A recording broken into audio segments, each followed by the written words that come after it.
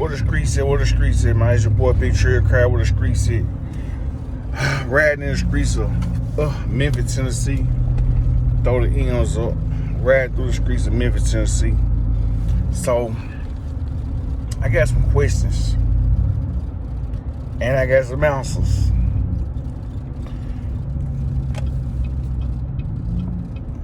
What age should the guys in the hood, the guys in the street, realize that the streets is a dead end? At what age? What age should guys from the hood, guys from the street, guys from gangbanging realize that the streets are a dead end?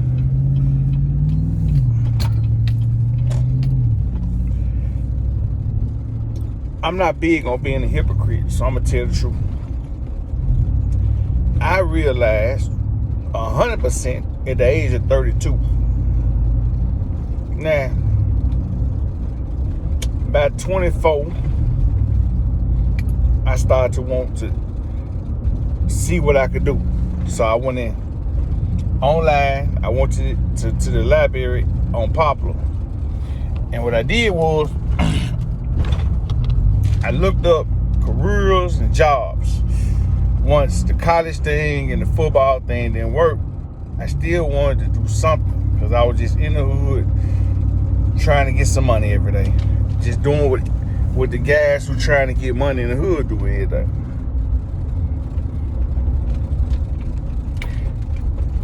But one thing for sure, I knew wrong from right.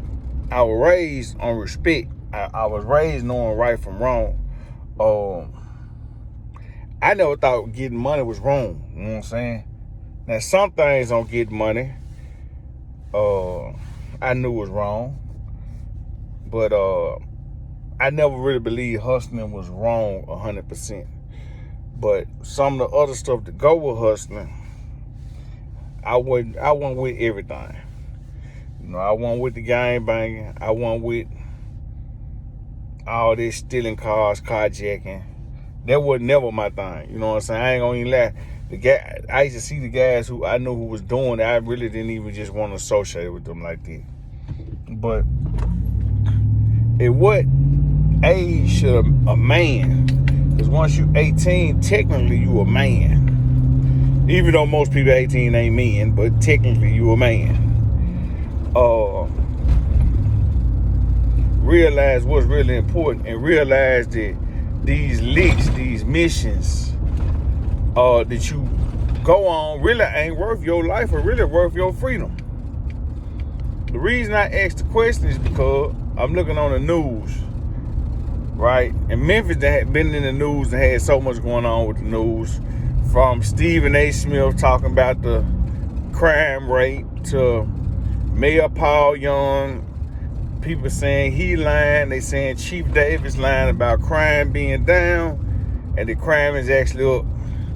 From people mad that Paul Young is finna do business with Elon Musk in Memphis with this AI stuff. So when it comes to the city of Memphis, folks ain't really showing a whole lot of positivity. You know what I'm saying? Like, people ain't really showing a whole lot of positivity on the news, on social media when it comes to the city of Memphis.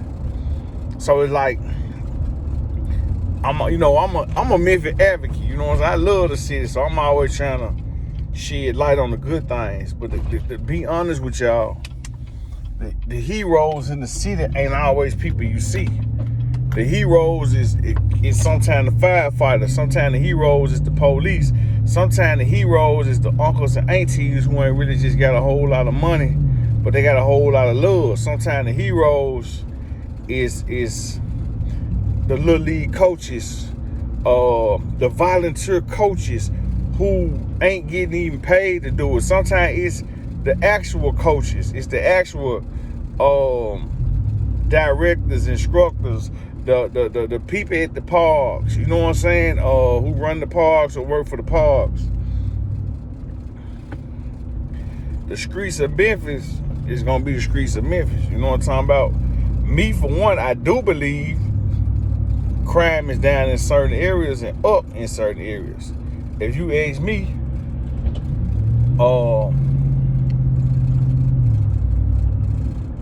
shooting is up in Memphis. Shooting and homicides are up. But car burglaries, car theft, carjacking, to me, is down. I ain't seeing it all day, every day no more. You know what I'm talking about? I'm starting to, the snatch and grab that came back. Now they been doing them snatch and grabs where they ram in the store and go get everything. I made this video really, man,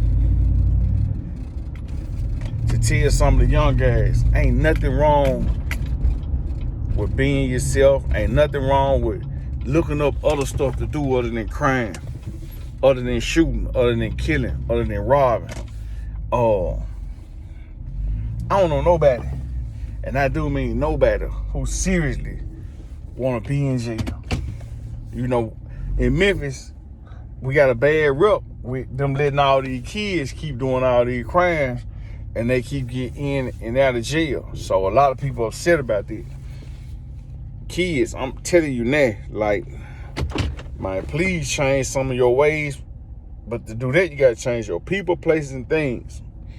Please change your people, places, and things. Parents, help them change their people, places, and things.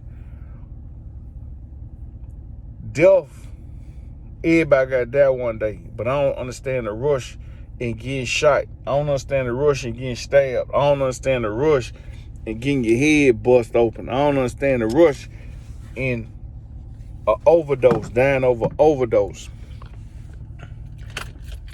Some of this stuff can be avoided simply by changing your people, places, and things. I ain't gonna get too in depth, but I grew up in South Memphis. I moved with my daddy for a year. I grew up in Riverside, South Memphis. I changed my people, places, and things by moving to Little Rock, Arkansas. Boom. I stayed there for a year. You know, in Riverside, I was around gang members, the Hoovers, A-Tray Hoovers, criminals. And when I was in Little Rock, I started getting cool with some of the Bloods, the Parus, over there in Little Rock, Arkansas. Then I changed my people, place, and things again. 3 years in a row, moved back to Memphis, moved on Summer Avenue. So sometimes it's just about changing your people, place, and things. And a lot of times about your kids doing what they were taught. But I just want to shed some light on the city. Again, I'm against the crash out culture. Man, please find something better to do.